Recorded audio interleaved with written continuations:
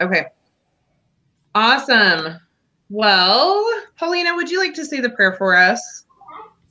Sure. Thank you.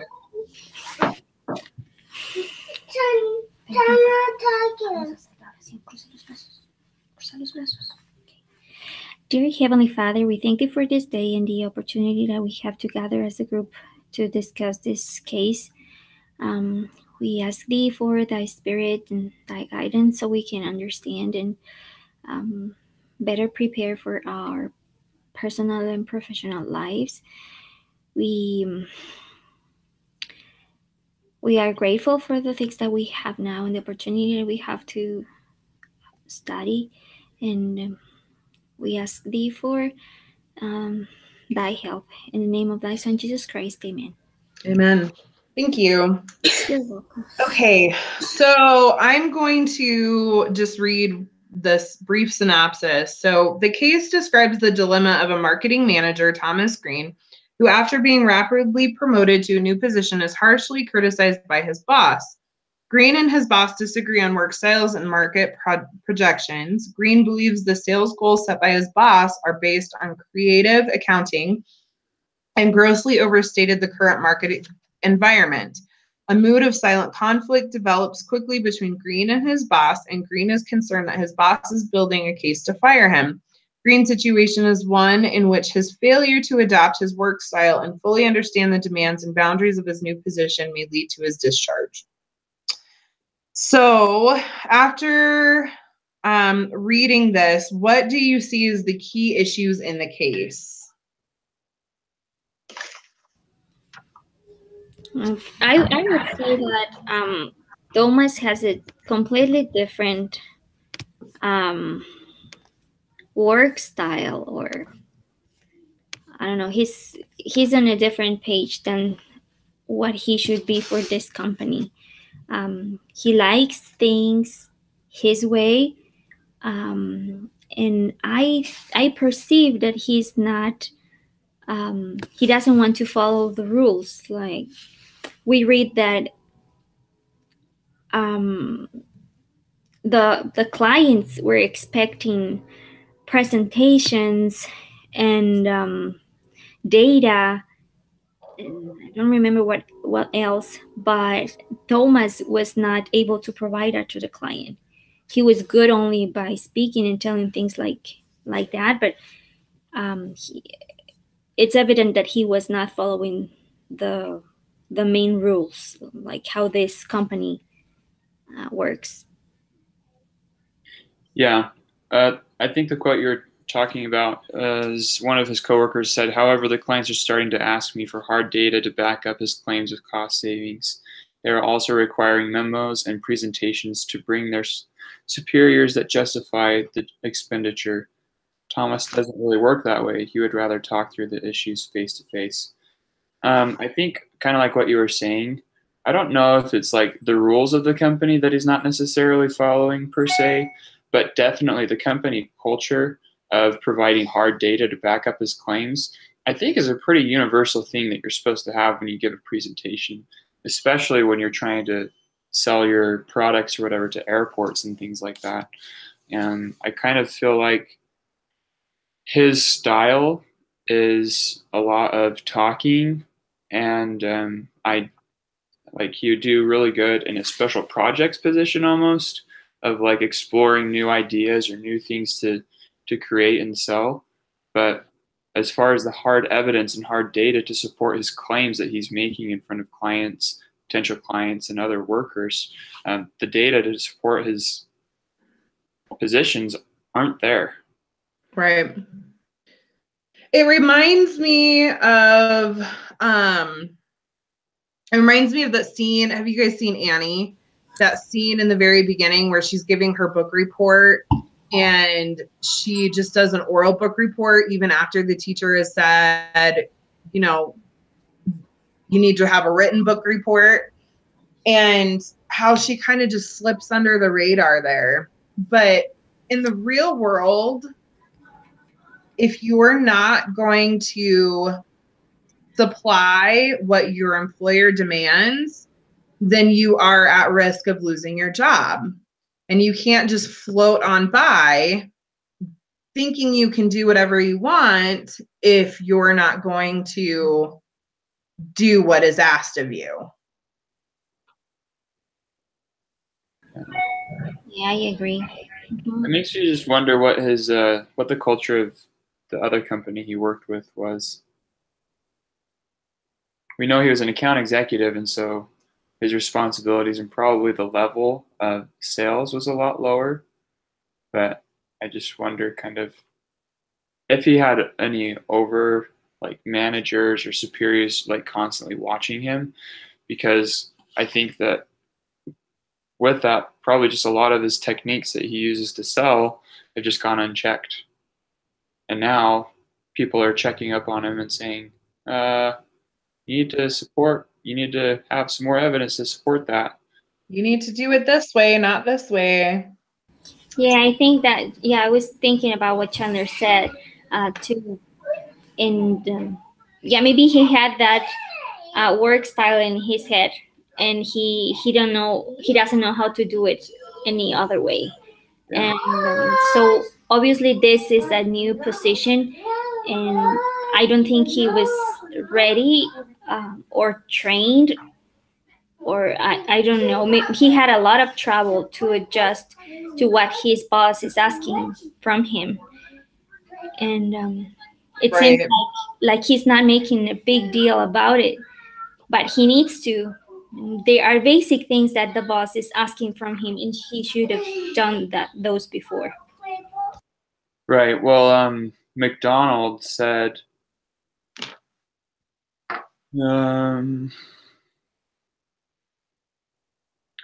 this new job will require you to think strategically as well as tactically, and you will have to coordinate between several different functions and layers of corporate management. I am hoping you compensate for your lack of experience by seeking out guidance from some of our more seasoned managers, and he just hasn't done that. So the next question, if you were Shannon McDonald, would you have hired Thomas Green? And I think, in my personal opinion, with his backstory of what he knew and his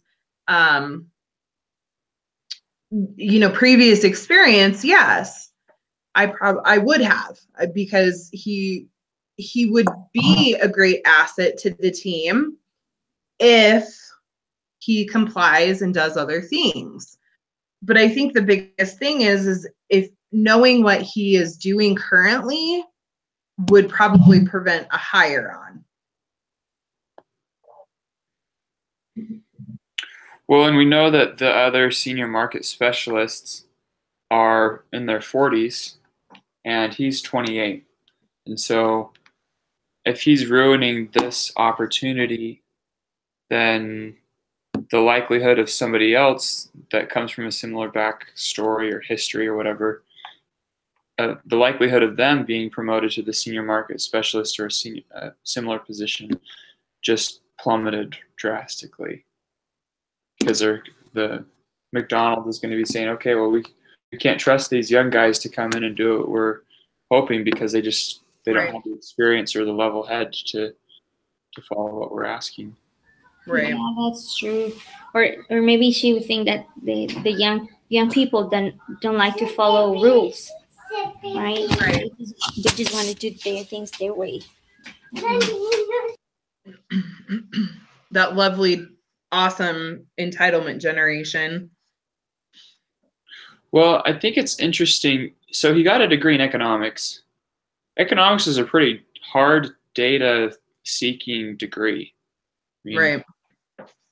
There's a lot of data involved there. So it's just interesting to me at all that he's not jumping on the opportunity to get the data. Okay. Describe Frank Davis. What does he value, and what is the end goal he is after? I think one of the questions we have to ask, well, never mind. Let's get ahead of myself. But I think Frank has a lot of experience. He is a very well organized person. based on the projections that he worked and the presentations, and he had like everything. He knows how to organize his work, and he's expecting from Thomas to deliver the same thing. I think that he wants to have control also, because it's part of his job, and it upset him that Thomas wouldn't do the same thing. He wouldn't report. He wouldn't answer the calls. And maybe Davis, I don't remember how old is he or how long he has been on the company, but he knows like this is what I'm expecting, and yeah, he's his boss. Right. Well, Davis is just a typical guy that has, like you said, he's got a lot of experience. He's spent 17 years with the company, working up from an account executive / salesman to the market specialist to the senior market specialist, and now he's the marketing director. So he's had a lot of time and opportunities to learn how to organize himself and organize his presentations and his data to be presentable. Where, well, hasn't had that. Well, and he knows what the company expects. He knows what their desires are. He knows how to do his job to function. And I think that's the biggest thing is once you have that experience behind you, you know exactly what you're looking towards and looking for.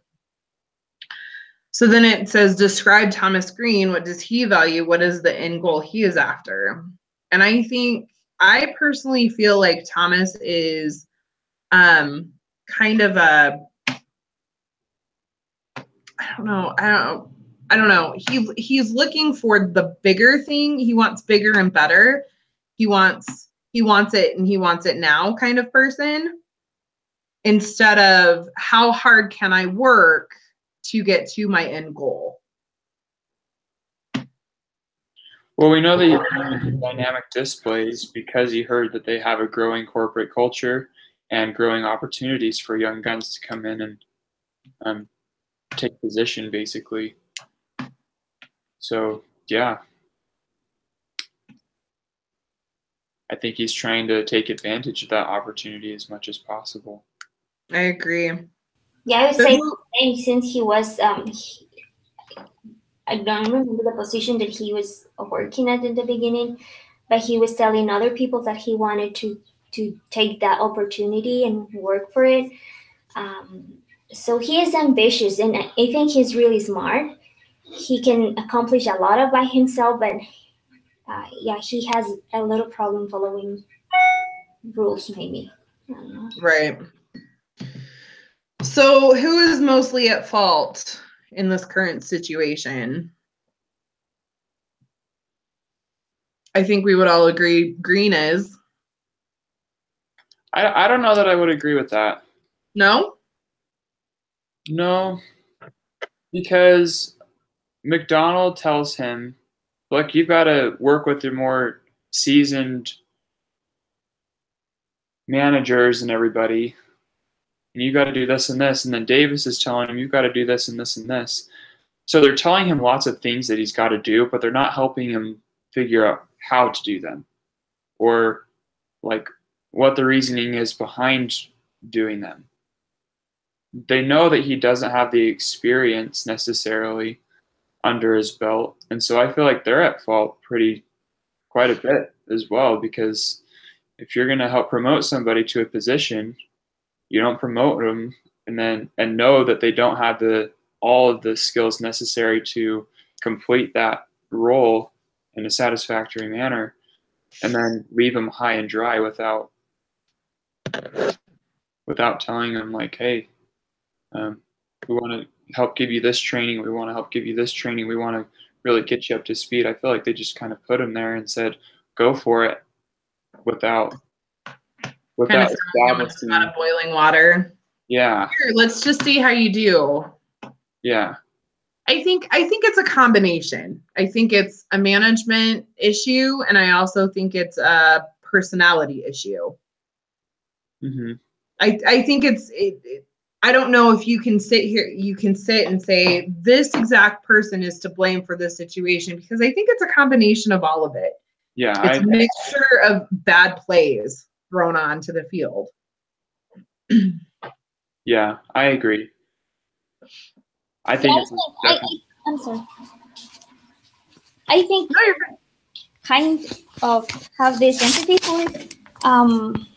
for Thomas because of what Chandler just said, and yeah, he didn't have the experience. Then his managers or his boss should have understood that beforehand and lead him, So this is how we do things here since the beginning. And I think that was the main problem for him because I perceived him as a smart person. He has this degree in economics, and as Chandler was saying, it's very demanding.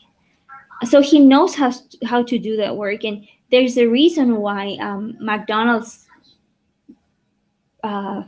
took him and gave him that opportunity to work. Yeah, but maybe he didn't have the train that he needed. So it also, what actions would you take if you were Thomas Green? I think seeking out the expectations. Hey, what more can I do? Hey, let's sit down, let's have a meeting. Let's figure out how I can improve. Let's figure out how I can make this situation better. Let's figure out how we can work together. This is my concern. This is my problem. This is how I am being perceived. What more can I do? I think employers are more apt to help if you seek them out. Otherwise, there's just more contention and he said, she said stuff, but seeking out that feedback is huge. Yeah, but when I read the case, it says that Thomas and Davis met several times, maybe 2 times. Yeah, twice. Right? And in the beginning, Davis asked Thomas what to do, and he said, "You didn't do this. You should have done that." And he gave Thomas a kind of the idea what he needs to do or to improve. But in his second meeting, it seems that he hasn't accomplished the small, simple tasks. And that is one thing. And the other is that he's kind of spreading negativity into the team, saying that, well, the projections are crazy. I don't think that's the way we should do that. Instead of going directly to his boss and saying, well, I think this is not working. This is not going to work because this, and this, and to show that with data, with things that you can defend your position. I have to go get a charger really quick, or otherwise I'm going to lose this. So I'll be right back. Okay. But kind of going along with what you said, Paulina, yeah, I agree. I mean, he was promoted in September, early September. He was promoted to the position. His first meeting with Davis, at least where they actually sat down and had a talk about what was going on, wasn't until mid-October. And then the next meeting they had was in January, when they were supposed to meet in November. And so you're right. I think that they were supposed to meet way more than they did. And because of that, they just didn't ever get to have the coordination meetings. And, hey, this is what's going on. This is how we want to approach it. Kind of like what you were saying with them telling Davis that the data and the numbers were all completely wrong. I think it's appropriate to address those concerns, but you could have done them in a better, potentially less threatening way. Yes, I think the same. It was like a similar case that we went Yeah, the with. Derby Foods. Yeah. So yes, I mean, he's learning. I wouldn't blame totally on Thomas because he's learning, but he has received some directions, and it seems that he's not following them. Yeah. He has some trouble following them. So yeah, I mean, Yeah. Well, I mean, how do you go to Florida and then decide to leave Florida a day early to go to Georgia without notifying anyone at the office? exactly. And maybe he did in his office and Frank Davis's office, or just two different offices. But it seems like that would be something significant that I would want to inform my boss with. So, hey, I got this really cool meeting with this the head of sales at this other company in Georgia. I'm gonna head over there. Like, okay, yeah, good for you. Have fun. Good luck. Exactly. Right. I mean, I think he got this position and he thinks that he can do whatever he wants. Hmm. He has the freedom to go there and say yes or say no. Um, yeah, he's a little lost, maybe, I think. Yeah. So how does power and office politics come into play? I think we were talking about this just now. Yeah. Yeah, maybe it's um, the new position gives Thomas the idea that he can um, do and undo things there. And it's because McDonald trusts him, and and I think if I would be him, I would say, okay, since I am in this new position, I need to step up, right, and do things differently, to show everybody that I am capable of doing things. But there are certainly rules to follow and things that we might not like, and things that we can think that why would they do that, but it's part of the company politics, you said. Yeah. Office politics. Office politics. So yeah, I mean, sometimes we're not going to be able to agree on everything, but still it's part of what we need to do. Sorry. I almost feel like they had kind of a tight-knit group before he came in. And then after he came in, they're like, oh, this is the new guy. Let's kind of pick on him, kind of thing. Let's nitpick everything that he's done or is doing wrong. Sometimes I see that quite often in offices and things like that, where you kind of nitpick the new people because they just haven't been there long enough, or they're new, or they're young, or those kinds of things. So that's kind of addressed in Exhibit 4, the third paragraph of that letter. I told Thomas his lack of effort and enthusiasm are not consistent with the standards of dynamic displays and could lead to an outcome he likely would not find pleasant. Thomas then said, let's see. Yeah. He said he felt that I was micromanaging his activities. It was here that I think we uncovered the root problem. I inquired as to what or even slightly imaginative marketing approaches he documented in the past 5 months. His answer was, none that are documented. When I see no new targets and no thoughtful, creative marketing, I feel I must micromanage, and I communicated this to Thomas. So like you said, and Frank Davis admits right here, yes, I am micromanaging him because he's not producing anything of substance. So, yeah, that's pretty clear that he is doing that. He is kind of nitpicking the new guy.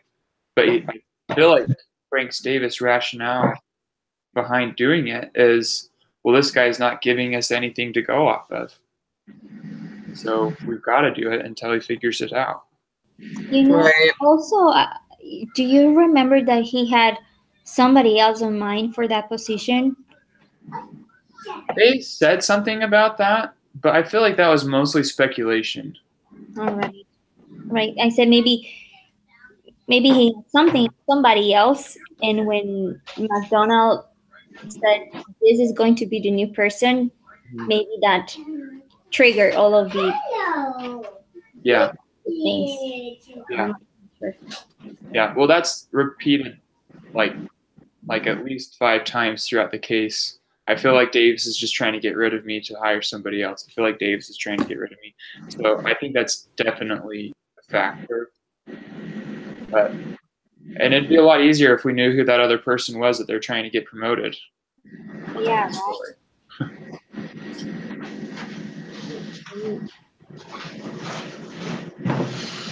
All right.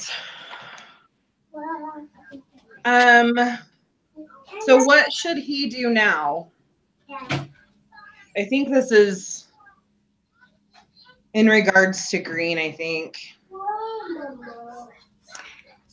I believe that he should write a statement to McDonald and to explain or to defend himself, right, a little bit, and show to her his ideas about how to improve the company and why he has taken a different approach to the things that were asked of him.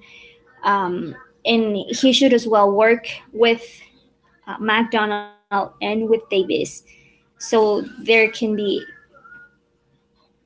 like everything can be clear, and there wouldn't be rumors or they just can't speak. I mean, talk and expose their ideas and make a commitment. He said, was that Davis said in his email that if things don't get better, then they should think of the possibility of letting him go, right? So, and he is not in a position to lose his job right now. It's what he wants first, what he enjoys, and second, he is economically he needs the job a lot now. So I think he should do as much as he can to keep his job and to show that he is capable of doing things, of following rules, or fix things. I would say little things, because they are not complicated. They're the basic things that Davis is asking from him, such as updating his Outlook calendar. It's not difficult. You just need to do that. And okay, that's what my boss wants, and I can do that too. And also, I would say addressing personally to the person to Davis and McDonald, instead of spreading rumors among the company. I feel like taking the small steps to get to the bigger steps is definitely key. So doing the simple things like updating his calendar, going back and saying, okay, I'm going to look at the data for this. So when they ask me for it, I have this available for them. And then, taking his concerns to his boss, I think is the biggest thing. I think this is what I feel is expected of me, but this is what I am being told is expected of me, but I'm not getting any feedback as to how to do it. I think in the reading that we were asked to do, Building Effective One-on-One Work Relationships, it talks about how people in lower level positions do lots of specific tasks. And as you climb up the ladder, you got to learn how to work with and use the human element in your work. And that's why and how you become more valuable to your company. And so, like you guys are saying, I think he needs to spend time learning how to use the human interaction with human involvement to become a better employee, because I feel like he hasn't learned how to use that piece, and so it's really hurting him. And so I think he really needs to work on developing his mental models of inquiry and advocate for his positions, and like you said, Melody, be able to take things to his boss and say, here's where I'm at, this is my position, these are the findings that I've had, what do you think about them, and how can we improve them? Yep. So that definitely goes, how can he repair the relationship with Davis? Yeah. Also, it says that Thomas was avoiding him. Yeah. Instead of facing, he was just avoiding all the time. And I think that's one of the biggest issues also, because you should speak up and said, let's talk and find out what we need to do to work things out.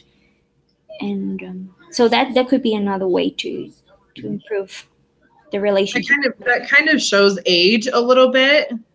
As you get more seasoned in your job or your profession, instead of hiding from things, you face them head on. And if you're kind of avoiding speaking to your boss or talking to him about certain situations, it can be really frustrating for both sides. I don't know what I'm doing, and he's not doing his job. It's both.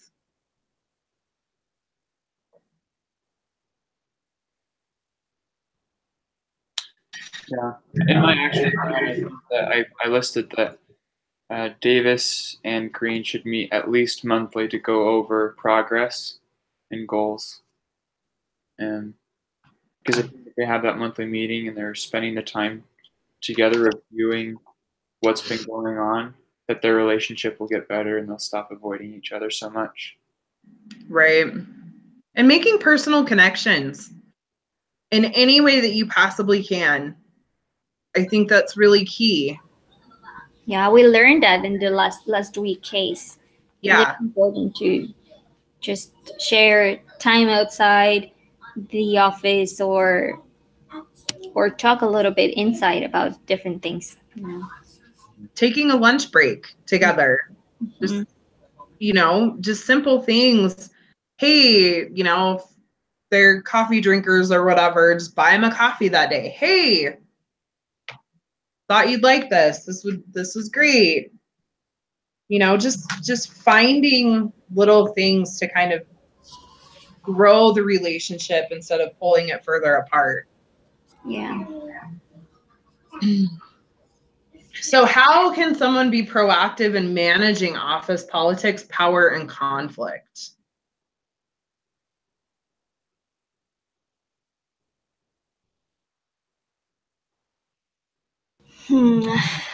I can think of the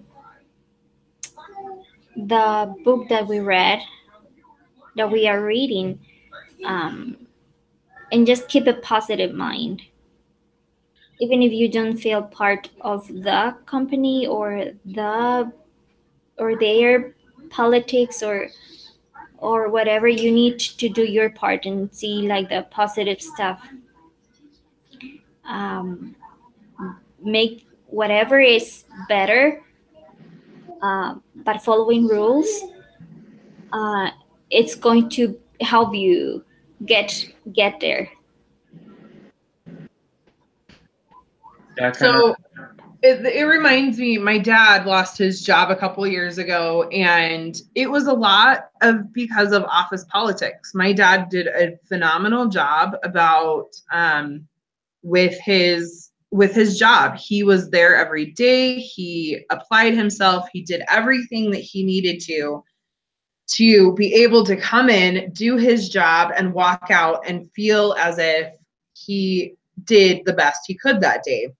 And he was really frustrated when he thought he had made the layoff cut, but came back and turned around, and the guy that he was currently working for didn't like the guy that he was previously working for. And so he decided to fire everybody that was on the previous guy's team. So that's just what happened. they were doing major layoffs. And so he decided, everybody who worked for this guy, I don't want here anymore. So we're just going to lay him off. And my dad turned around, and the biggest thing he said to me was, you can't get involved in the gossip circle. You can't get involved in the politics of office, because if you do, you risk losing much more than you brought to the table. And I thought that was really interesting, because my dad is not the kind of guy that likes to be in that circle of stuff. He doesn't like to be in the rumor mills and, I'm going to decide who's going to do what and things like that. It just was really interesting.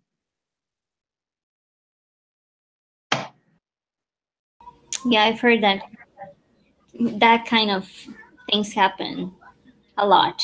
It does, more than we want to admit. Yeah.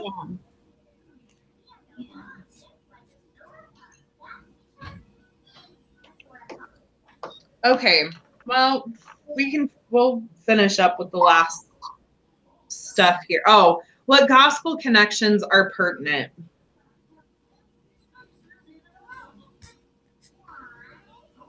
It's a good question. If you don't know something or you don't know how to do it, ask. Yep. Ask and seek out the answers. Yeah, that could be great. Answer yes. Yeah. All right. So the rest of the story is, after McDonald's February 2008 email, Green took the offense against his boss. He crafted a series of memorandums, emails, reports, and projections that exposed inaccuracies in creative forecasting. This data enabled Green to build some alliances with other marketing personnel who used the data to ultimately side with him. On April 4th, it was announced that Frank Davis was being moved laterally to an undefined special project. However, Green's tactics were seen as overly brutal by many in the company, and although he won the battle against his boss, his career was irreparably harmed. McDonald distanced herself from him. By July of 2008, Green announced that he was resigning from his position to pursue full-time studies for an MBA. We can only speculate what would have occurred if Green had tried to help Davis work out the discrepancies and problems with forecasted. Perhaps both would have succeeded. Wow. And honestly, that happens so much. It really does. And I see companies where instead of helping the person bloom and blossom and grow, they push them out. And to the point where they decide to do something else. And I see that a lot. Yeah, like 8 years ago, I worked for a company for about 10 years. And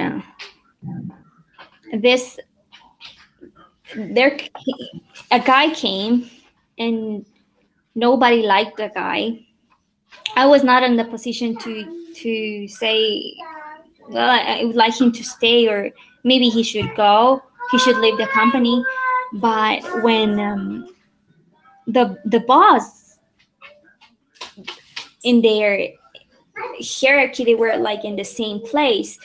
They didn't like the guy, and I was remembering this while I was reading the case, and they were looking only at the wrong things that he did instead of concentrating on the good stuff that he had.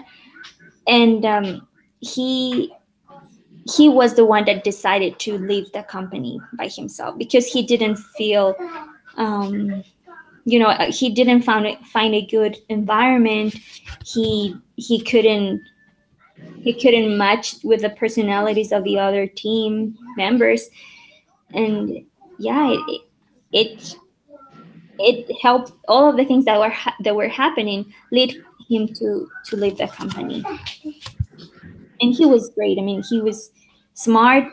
His personality was the one that was not with the group. I think that a lot of, well, my wife's a marriage and family major. And I think that a lot of marriages end because one starts seeing only the negative things of the spouse. And when you only see all the negative things, you're never going to be able to fix the relationship. And I think it's the same thing in companies. When you only see the negative and you never see any of the positive, no matter how much there is, all you're going to see is negative. And it's going to end by one of you leaving. Right. Or in this case, probably both. Right. That's true.